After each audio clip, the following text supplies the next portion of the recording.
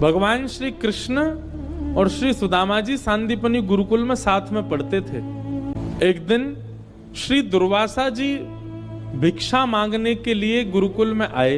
गुरुमां ने मन में विचार किया कि दुर्वासा जी तो संत हैं, ऋषि हैं, इनको सब जगह से भिक्षा मिल ही जाएगी, यहां नहीं मिलेगी तो कहीं और से मिल जाएगी, इनको कोई मना थोड़ी कर सकता है। परंतु आज गुरुकुल में ज्यादा व्यवस्था नहीं है, थोड़ी बहुत सामग्री है, और वो सामग्री भी मैंने कृष्ण और सुदामा के लिए रखी है। दोनों वन में जाएंगे लकड़ी तोड़ने के लिए, कुछ पुष्प आदि लेने के लिए, तो वो जो चने हैं वो कृष्ण और सुदामा दोनों पालेंगे। अब दुर्वासा जी को यदि मैं दे देती हूं तो बालक बेचारे भूखे रहेंगे वन में, कहां फल मिलेंगे, कब खाएंगे, कैसे होगा। तो गुरु मां ने आज दुर्वासा जी को भिक्षा देने से इनकार कर दिया और कहा, महाराज जी आज तो आप कहीं और से पा लीजिए, कल हम दे देंगे। दुर्वासा जी को यह बात उचित नहीं लगी। थोड़ी दूर जाकर के दुर्वासा जी ने नेत्र बंद करके अपनी दिव्य दृष्टि से देखा तो 2 पोटलियां रखी थी, उनमें चने भरे हैं, लेकिन फिर भी गुरु मां ने मना कर दिया। दुर्वासा जी ने श्राप दे दिया, श्राप देता हूं जिनके लिए भी मां ने वो पोटलियां बचा के रखी हैं, जो भी उन चनों को खाएगा वो लक्ष्मीहीन हो जाएगा, उसके जीवन से लक्ष्मी चली जाएगी, भोजन पाने के लाले पड़ जाएंगे उसके लिए। एक ऋषि को देने से मना कर दिया और कमंडल से जल लेकर के छोड़ दिया दुर्वासा जी ने। दुर्वासा जी तो चले गए, पर दुर्वासा जी जहां खड़े थे वहीं एक वृक्ष के पीछे श्री सुदामा जी महाराज कुछ पुष्प तोड़ रहे थे, और सुदामा जी ने यह देख लिया कि दुर्वासा जी उन चनों को शापित कर गए हैं। सुदामा जी दौड़ करके जाके उन चनों को देखना चाहते थे कि मां किसी को दे ना दे, लेकिन तभी देखते हैं कि सामने से श्री कृष्ण ऊंची धोती पहने, सिर पर स्वाफा बांधे, गले में पटका डाले वन की ओर जा रहे हैं। और सुदामा जी चलो, गुरुदेव के यज्ञ के लिए समिधा लेके आनी है, वन में जाना है, वन जाकर के बढ़िया लकड़ी पुष्प आदि लेके आने, और आज तो मैया ने कुछ प्रसाद के लिए भी दिया है। तभी ठाकुर जी ने पीछे से 2 पोटलियां निकाल करके सुदामा जी को दिखाई, देखो मैया ने हमारे लिए भोजन भी रख दिया है, कुछ चने रखे, बढ़िया वन में जाएंगे, वृक्ष के ऊपर बैठ के दोनों भाई खाएंगे प्रेम से। सुदामा जी बोले, यदि मैं सत्य बता दूंगा तो कन्हैया मुझे खाने नहीं देगा, स्वयं खा जाएगा, और इन पोटलियों को कहीं फेंक भी नहीं सकते, कोई और खा लेगा तो वो लक्ष्मीहीन हो जाएगा। कुछ भी हो जाए सुदामा, तेरो कन्हैया नहीं खावे इनको, बस ये विचार करियो। सुदामा जी थोड़ी दूर चल के बोले, लाला एक काम कर, बाकी सब सामान तू ले ले, वो चनान की पोटली मोए दे दे, तेरो भरोसा ना है, भूखे प्यासे से बैठे हम, कहीं गिर दें तो फिर का खाएंगे वन में जाके, मैं संभाल के ले चलूंगा, ला मोए दे दे। और ठाकुर जी से दोनों पोटलियां छीन ली और अपनी कमर में बांध ली। अब सुदामा जी केवल अवसर देख रहे हैं, कब अवसर मिले और कब एक एक चना इनमें से मैं खा जाऊं, कन्हैया को नहीं मिले कहीं। और तभी जोर की वर्षा होने लगी। सामने एक विशाल वृक्ष था। ठाकुर जी वृक्ष पर चढ़ने में थोड़ी देरी लगाते हैं, लेकिन सुदामा जी झटपट चढ़ जाते हैं। सुदामा जी ने विशाल वृक्ष देखा, दौड़ करके गए और झटपट उसके ऊपर चढ़ गए। ठाकुर जी नीचे से धीरे धीरे चढ़ रहे थे, तभी सुदामा जी ने दोनों पोटलियां खोली और मुट्ठी में भर भर के, पूरा मुख में भर जाए इतना, ऐसे पाने लगे। ठाकुर जी ने चढ़ते चढ़ते ऊपर देखा, ऊपर देख के बोले, ए सुदामा जी क्या कर रहे हो तू? अरे भैया वो अकेले तेरे काजे ना है, बा में मेरे काजे रखे गुरु मां ने, मैं हूं खाऊंगो।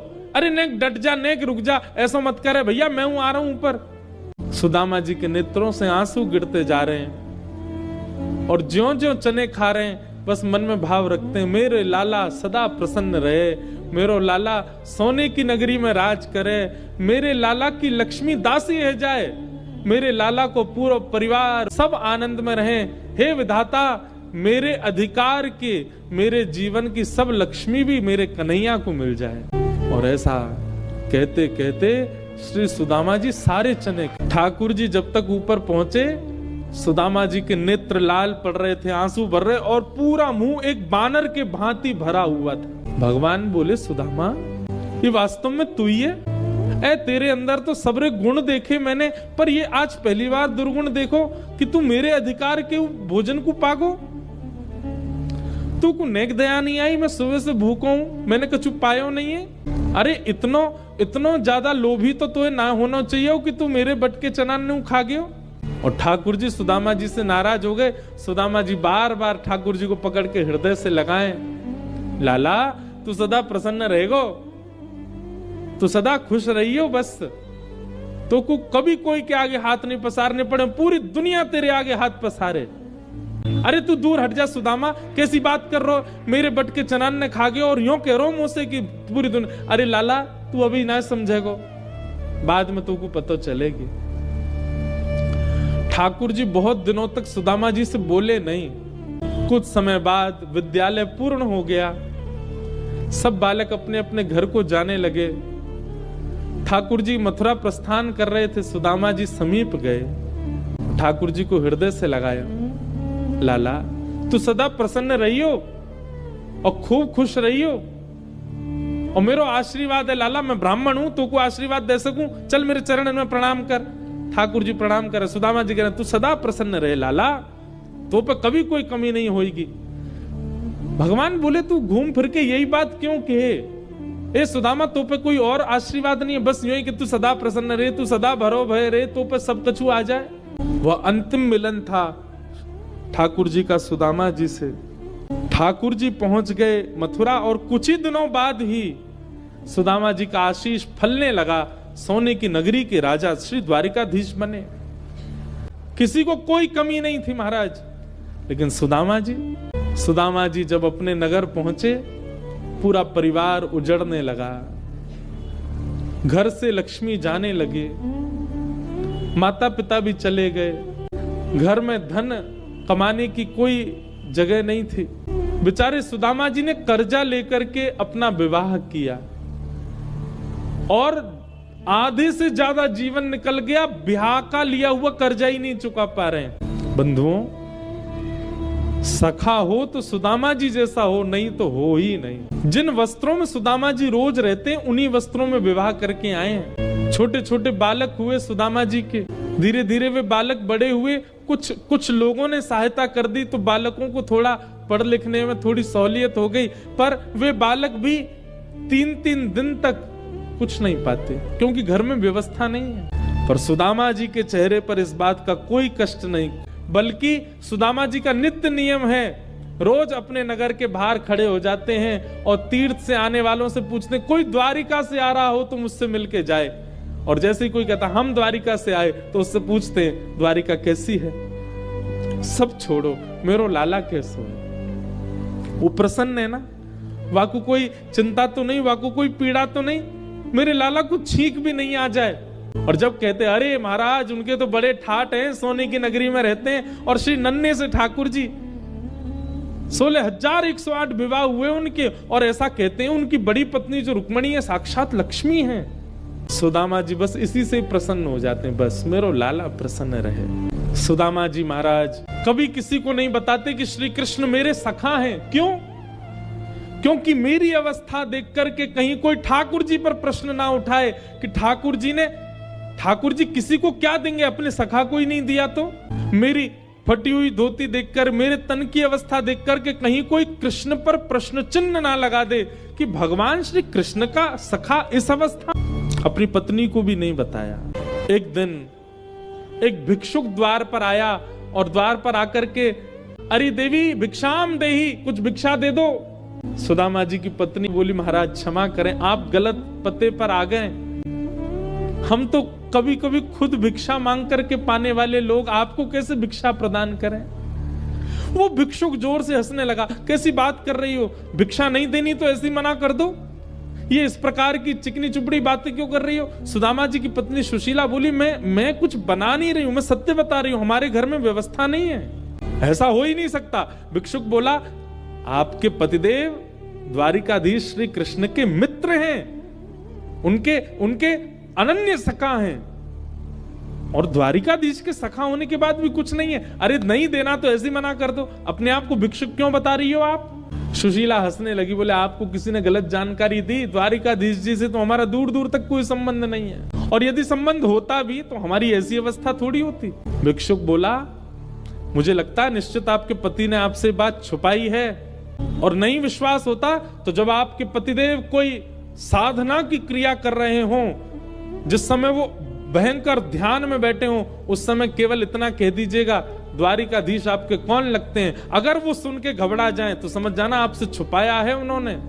वो भिक्षुक कोई और नहीं है, साक्षात द्वारिकाधीश ही आए थे सुशीला को बताने, ताकि सुशीला सुदामा जी को कैसे भी द्वारिका भेजे और मैं सुदामा पर कृपा करूं। सुदामा जी साधना में बैठे थे, उस समय सुशीला कुछ भी कहे सुदामा जी का ध्यान कभी नहीं टूटता, लेकिन आज सुशीला ने अचानक कहा, सुनिए द्वारिकाधीश आपके कौन लगते हैं। और यह सुनते ही सुदामा जी के नेत्र खुल गए और जीव लड़खड़ाने लगी, कुछ का कुछ बोलने लगे, नहीं कुछ नहीं, हमारे ठाकुर जी लगते हैं द्वारिकाधीश, और कौन लगेंगे।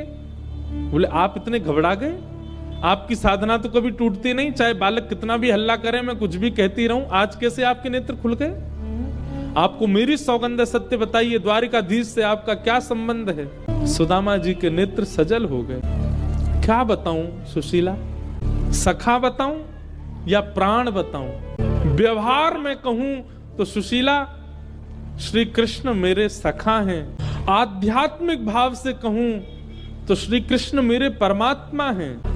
हम दोनों साथ में गुरुकुल में पढ़ते थे, सांदीपनी गुरुकुल में।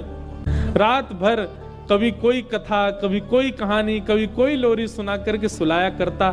कन्हैया पढ़वे लिखवे में तो दूर दूर तक ना हो, सुशीला पढ़ तो ही ना हो, खूब ले ले के मैं बैठा के कह तो लाला ने पढ़ ले, पढ़ तो ही ना हो, बस ऊध हम करवा लो। एक ही थाली में भोजन करते। सुशीला जी बोली, तो फिर आज ये स्थिति क्यों है। एक ही गुरु के आप शिष्य हैं, इतने अनन्य सखा एक दूसरे के हैं, तो फिर एक द्वारिका का राजा और एक झोपड़ी में रहने वाला क्यों है। सुदामा जी मुंह छुपाने लगे, मुझे नहीं पता देवी, ये मेरा प्रारब्ध है, शायद मेरे पूर्व जन्म के कुछ कर्म होंगे, और तुमको पीड़ा होती होगी, बालकों को पीड़ा होती होगी, लोगों को मैं निर्धन लगता हूं, पर मुझे बिल्कुल अप्रसन्नता नहीं, मैं बहुत प्रसन्न हूं अपने जीवन से। अरे देवी, ये 4 दिन भोजन ना मिलना, इसको तुम दुर्भाग्य मत मानो। सुशीला ने थोड़ा अपना ढंग बदला, सुदामा जी के पास गई और बोली, क्षमा करें, मुझे ये करना पड़ेगा, तुम्हें मेरी सौगंध है, आप द्वारिकाधीश से मिलने जाइए। सुदामा जी बोले, देवी उसकी आवश्यकता नहीं है, मैं नित्य ही अपने चित्त में ठाकुर जी का दर्शन करता हूँ, मिलने की आवश्यकता क्यों। और मेरी दीन अवस्था, मेरी अवस्था, मेरे ये शरीर को देख के, मेरे फटे हुए वस्त्र देख के कहीं कन्हैया को ये नहीं लगे, और कन्हैया को तो नहीं लगेगा, पर द्वारिका में इतनी सारी पत्नियां, उनकी सबको ये नहीं लगे कोई गरीब है, कुछ मांगने आया है, मुझे इस प्रकार बहुत संकोच होता है, मैं नहीं जाऊंगा। लेकिन सुशीला के बार बार कहने पर, बच्चों की सौगंध दे दी, अपनी सौगंध दे दी, तब सुदामा जी दुखित हृदय से बोले, ठीक है मैं जाता हूं, मुझे जाने में सुख है कि मैं द्वारिकाधीश का दर्शन करूंगा, पर मुझे इस बात का कष्ट है कि कहीं कन्हैया ये ना सोच ले कि मैं कुछ मांगने आया हूं। देवी, मित्र के घर खाली हाथ नहीं जाते, कुछ लाओ ना। सुशीला जी गई, 4 घर से अलग अलग चावल लेकर के आई। एक ही घर से ला सकती थी, पर जानबूझ के 4 घर से लाई, ताकि कृष्ण को पता चले कि एक अन्न का दाना भी सुदामा के घर का नहीं। और एक पोटली बना करके सुदामा जी को दे दी। सुदामा जी जा रहे हैं, चलते जा रहे हैं श्री सुदामा जी, चलते चलते रास्ता भटक गए, कहीं और पहुंच गए हैं। रास्ते में किसी से पूछ रहे हैं, भैया द्वारिका कितनी दूर है, तो किसी ने बताया, सुदामा जी आप गलत आ गए हो, ये गलत मार्ग है। अरे इतना पीछे जाना पड़ेगा, वहां से रास्ता जाता है। पतले दुबले से सुदामा जी कितने दिन से कुछ पाया नहीं, गिर जाते चलते चलते। रास्ते भर बस यही कह रहे हैं, लाला वैसे तो तू हमारे हृदय में है, लेकिन तेरी नगरी बहुत दूर है लाला। और तभी चलते चलते हार गए सुदामा जी, एक जगह रुक गए, अपने हाथ की तकिया लगा करके वहीं सो गए और बोले, हे द्वारिकाधीश, अब तो भैया मेरी क्षमता तो पूरी है गई, तो मौसम मिलना हो तो भैया तू ही आ जाइयो, मेरे बस की बात तो नहीं है। और हाँ, यदि मेरे प्राण चले जाएं तो मेरे बालक और मेरी पत्नी, मैंने जीवन में कछु नहीं मांगो, बस उन लोगों को ने ध्यान रख लियो। लाला मेरी हिम्मत तो ना है अब तेरे पास आवे की। और एक सरोवर के तट पर सो गए श्री सुदामा जी।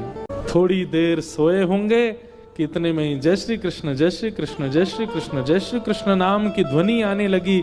नेत्र खोल करके देखा तो चारों ओर स्वर्ण की नगरी है और सब लोग जय श्री कृष्ण नाम की ध्वनि बोलते हुए चल रहे हैं। सुदामा जी महाराज उठ के खड़े हो गए। सोए थे कि नदी के किनारे पहुंच गए कि नगरी में। कौन सी नगरी है ये, कौन सी जगह है ये, कहां आ गया हूं मैं? सब बोले भैया ये कंचन नगरी श्री द्वारिका है, श्री द्वारिकाधीश की नगरी है। सुदामा जी तो रोने लगे, नाचने लगे, वारे मेरे कन्हैया हम अधम करवे में पीछे नाए हटे और लाला तू कृपा करवे में पीछे नाए हटे। दोनों की होड़ लगी है। सुदामा जी महाराज द्वार पर पहुंचे। द्वारपालों से जाकर के कहा, पहले ही सुदामा जी ने समझा दिया, भैया हमारी तन की स्थिति, हमारे वस्त्र, हमारी अवस्था देख करके ये मत सोचना हम कुछ मांगने आए हैं। हम आपके द्वारिकाधीश के बाल्यकाल के सखा हैं, नाम हमारा सुदामा है, उनको केवल देखने आए। पत्नी ने सौगंध देके भेजा है कि द्वारिका हो के आओ। द्वारिका तो आ गए, अब बस कोई खिड़की से हमको कन्हैया और दिखा दो, वहीं से देख के चले जाएंगे, मिलना भी जरूरी नहीं है, और यदि मिलवा सको तो भैया बड़ी कृपा। द्वारपालों ने कहा, ठाकुर जी अभी राजभोग रोक रहे हैं, हम संदेशा भिजवा देते हैं, आप बैठो। सुदामा जी वहीं खड़े थे। द्वारपालों ने भीतर जाकर के बताया, बोले नाथ द्वार पर एक दुर्बल सा ब्राह्मण आया है, उसकी धोती फटी है, उसके तन की सारी हड्डियां गिन सकते हैं, परंतु उसके मस्तिष्क से लगता है कि कोई विद्वान ब्राह्मण है। आपका बचपन का सखा स्वयं को बता रहे हैं, नाम उन्होंने अपना सुदामा बताया है। सुदामा शब्द सुनते ही भगवान कवल पा रहे थे रोटी का, वहीं रुक गए। सुदामा जी आए हैं द्वार पर, हमारे सांदीपनी गुरुकुल बचपन के सखा श्री सुदामा जी आए हैं। बोले जी भगवान, तुम उनको भीतर क्यों नहीं लेके आए? बोले नाथ आप राजभोग रोक रहे थे, और भाई कह रहे थे कोई खिड़की से हमको दर्शन करा दो केवल। ये सुनते ही ठाकुर जी तो महाराज नेत्र सजल हो और अपने सिंहासन से औड़े हैं मुख्य द्वार की ओर। मेरे सुदामा बेसुध हो गए ठाकुर जी। वस्त्र कहीं गिरता जा रहा है अंग का, मोतियों की माला टूट टूट के गिर रही है, मुकुट कहीं गिर गया द्वारिका का, केश बिखर गए ठाकुर जी के, और द्वार पर खड़े सुदामा जी को अपने अंक में भर लिया। मेरे सुदामा आ गए, मेरे प्राण सुदामा आ गए।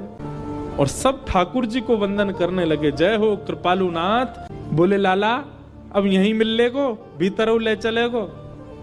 ठाकुर जी हंसने लगे। सुदामा जी के गले में गलवैयां डाल करके भीतर ले गए। मंत्री आदियों ने एक आसन लगाया, एक सिंहासन लगाया। भगवान ने क्रोध में भर के देखा, बोले ये आसन क्यों लगाया तुमने? बोले श्री सुदामा जी बैठेंगे। बोले हटाओ इसको। आसन हटाया और द्वारिका के जिस राज सिंहासन पर स्वयं ठाकुर जी बैठते हैं उस पर सुदामा जी को बिठाया, और वहां बिठा करके सुदामा जी बार बार कह रहे, लाला तू इतना मत करे, मैं इन सब को अधिकारी नहीं हूं, मैं इतना योग्य नहीं हूं लाला। बोले आपका अधिकार क्या है ये मुझसे अच्छा कोई नहीं जानता, इसलिए शांत बैठे रहिए, सब जानता हूं मैं आपका अधिकार क्या है। रुक्मणी जी को इशारा किया, देख क्या रही हो, जल्दी परात लेके आओ, ब्राह्मण देवता हमारे घर आए हैं, इनके पाद प्रक्षालन करें, चरण धोएंगे, पूरी द्वारिका में छिड़काव करेंगे, हमारी द्वारिका पवित्र हो जाएगी। सुदामा जी रोने लगे, बोले लाला ये सब मत करे। ठाकुर जी बोले अब आप बिल्कुल शांत मौन हो जाओ, सौगंध है मेरी, कुछ बोलना नहीं एक शब्द भी। ठाकुर जी ने चरण उठा करके जैसे ही परात पर रखे, चरण देखते ही ठाकुर जी को इतनी दया उमड़ी, इतनी करुणा आई। सुदामा जी के चरणों में फोड़े हैं, सुदामा जी चरणों से रक्त निकल रहा है, फटे हुए हैं चरण सारे। जीवन में कभी पादुका नहीं पहनी सुदामा जी ने। ठाकुर जी अपने नेत्रों के अश्रुओं से सुदामा जी के चरण धो रहे हैं, और वह जल रुक्मणी जी से कह दिया, जाओ हमारी पूरी द्वारिका के कोने कोने में इसका छिड़काव करना ताकि हमारी द्वारिका पवित्र हो जाए।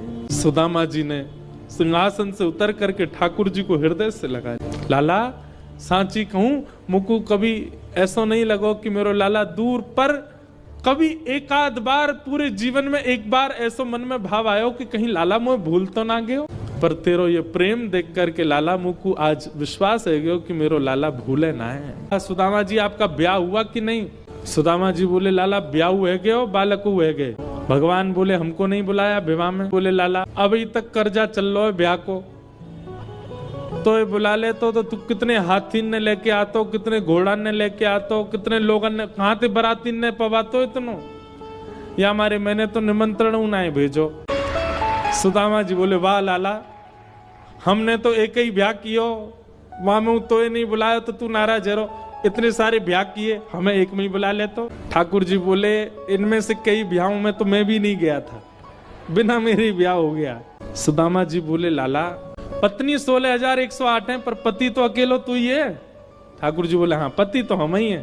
तो लाला एक काम कर, इन सबन ते कह मैं गरीब ब्राह्मण पत्रो दोबरोसो पधार जाऊंगा, सबन ने आशीर्वाद दूंगो, तो इन सबन की जगह तू प्रणाम कर, मैं तो आशीर्वाद दे दूं। और महाराज द्वारिकाधीश राजाधिराज महाराज त्रिलोकी नाथ सुदामा जी के चरणों में साष्टांग प्रणाम कर रहे हैं और सुदामा जी द्वारिकाधीश को आशीर्वाद दे रहे हैं। यह दृश्य उस समय पूरे ब्रह्मांड ने देखा और सब ने पुष्प वर्षा करके सुदामा जी की जय जयकार करी है। सुदामा जी फिर लौट करके गए। फिर कथा आती है कि सुदामा जी की नगरी तो पूरी द्वारिका से भी सुंदर नगरी बन चुकी थी। सुदामा जी को जब पता चला कि भगवान ने इतनी कृपा कर दी तो सुदामा जी बोले सुशीला तुमको यही चाहिए था ना, महल में रहो, अब तुम रहो यहाँ पे, बच्चों को पढ़ाओ लिखाओ, बढ़िया, हम तो वन में जाके भजन करेंगे। इतने में ही ठाकुर जी प्रकट हो गए और प्रकट होकर के बोले सुदामा जी यदि महल में मैं संग रहूं तो भी नहीं रहोगे? सुदामा जी बोले तो रह लेंगे। बोले ठीक है, तो एक रूप से हम आपके संग महल में ही रहेंगे, अब आप यही निवास करो। के साथ सदा के लिए भगवान बस गए।